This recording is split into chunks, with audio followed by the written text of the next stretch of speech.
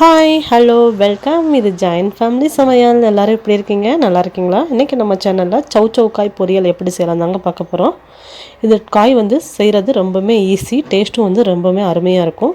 வாங்க இது எப்படி செய்யலாம் நம்ம வீடியோக்குள்ளே போய் பார்க்கலாம். அதுக்கு முன்னாடி நீங்கள் நம்ம சேனலில் ஃபஸ்ட் டைம் பார்க்குறாருந்தா கீழே இருக்க சப்ஸ்கிரைப் பட்டனை கிளிக் பண்ணிக்கோங்க. அதில் பெல் ஐக்கானையும் கிளிக் பண்ணி வச்சுக்கோங்க. அதில் ஆளுங்கிற ஆப்ஷனையும் செலெக்ஷன் பண்ணி வச்சுக்கோங்க. அப்போ தான் நான் அடுத்தடுத்து போடுற வீடியோக்குள்ளே உங்களுக்கு நோட்டிஃபிகேஷனில் சேரும். வாங்க நம்ம இப்போ வீடியோக்குள்ளே போகலாம். இப்போ சௌ காய் பொரியல் செய்கிறதுக்கு நான் 3 காய் எடுத்திருக்கேன். இந்த 3 காயையும் இப்போ நம்ம தோல் நீக்கி எடுத்துக்கலாம்.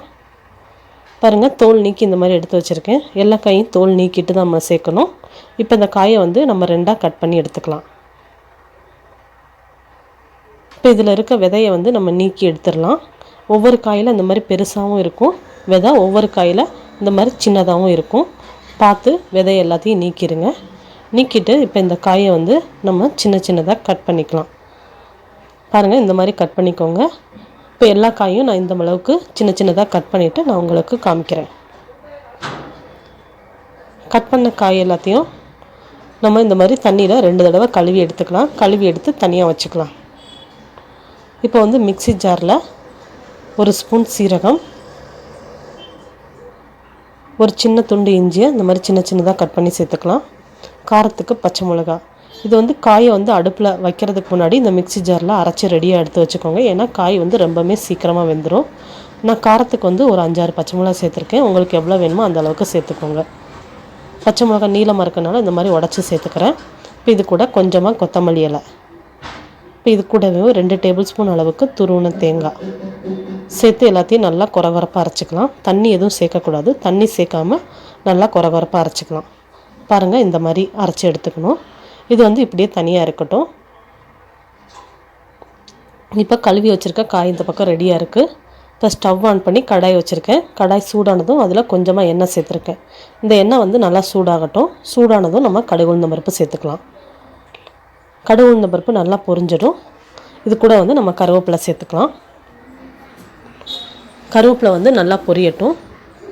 கருவேப்பிலை பொரிஞ்சதும் நம்ம இது கூட ஒரு பெரிய வெங்காயத்தை கட் பண்ணி சேர்த்துக்கலாம். நான் இந்த மாதிரி சின்ன சின்னதாக கட் பண்ணி சேர்த்துருக்கேன். இது 1 நிமிஷம் நல்லா வதங்கின பிறகு இது கூட நம்ம காய் சேர்த்துக்கலாம். காயை சேர்த்து எல்லாத்தையும் நல்லா 1 நிமிஷம் நல்லா மிக்ஸ் பண்ணி விடுங்க. மிக்ஸ் பண்ணி விட்டு இது கூட 2 வரமிளகாய் இந்த மாதிரி சின்னதாக கிள்ளிட்டு சேர்த்துக்கிறேன். சேர்த்துட்டு இப்போ நம்ம இந்த காய்க்கு தேவையான அளவு உப்பு சேர்த்துக்கலாம். இது கூடவே கொஞ்சமாக மஞ்சள் தூள் சேர்த்து எல்லாத்தையும் நல்லா மிக்ஸ் பண்ணி விட்டுறலாம். இதுக்கு தண்ணி எதுவும் சேர்க்க வேண்டாம். இதிலே காய் நல்லா வெந்துடும். இது எல்லாத்தையும் நல்லா மிக்ஸ் பண்ணி விட்டுட்டு மூடி போட்டு மூடி வைங்க. ஸ்டவ்வை மீடியம் ஃப்ளேமில் வச்சுக்கலாம். நடுவில் அப்பப்போ நம்ம இதை கிளறி விட்டுக்கலாம். ஒரு 3 நிமிஷத்தில் காய் இந்த அளவுக்கு நல்லாவே வெந்து வந்துருச்சு. இப்போ எல்லாத்தையும் நல்லா வதக்கி விட்டுட்டு இது கூட நம்ம அரைச்சி வச்சுருக்கோம் இல்லையா, அந்த விழுதை சேர்த்துக்கலாம். தேங்காய், சீரகம், கொத்தமல்லி, இஞ்சி எல்லாத்தையும் அரைச்சி வச்சுருந்தோம்ல, இதை சேர்த்து எல்லாத்தையும் நல்லா மிக்ஸ் பண்ணி விடுங்க. இது நல்லா பச்சை வாசனை போகணும். எல்லாத்தையும் நல்லா மிக்ஸ் பண்ணிவிட்டு ஒரு 2 நிமிஷம் மட்டும் மூடி போட்டு மூடி வைங்க. பச்சை வாசனை போகிற அளவுக்கு இருக்கட்டும். இதெல்லாம் நல்லா மிக்ஸ் ஆகி இந்த பச்சை வாசனைலாம் போனதுக்கப்புறம் லாஸ்ட்டாக இதில் கொத்தமல்லி தழை தூவிக்கலாம்.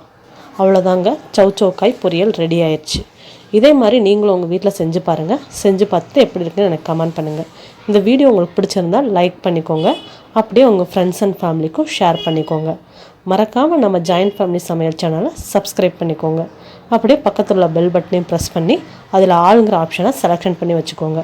அப்போ தான் நான் அடுத்தடுத்து போடுற வீடியோக்கள் உங்களுக்கு நோட்டிஃபிகேஷனில் சேரும். தேங்க்யூ, பாய்.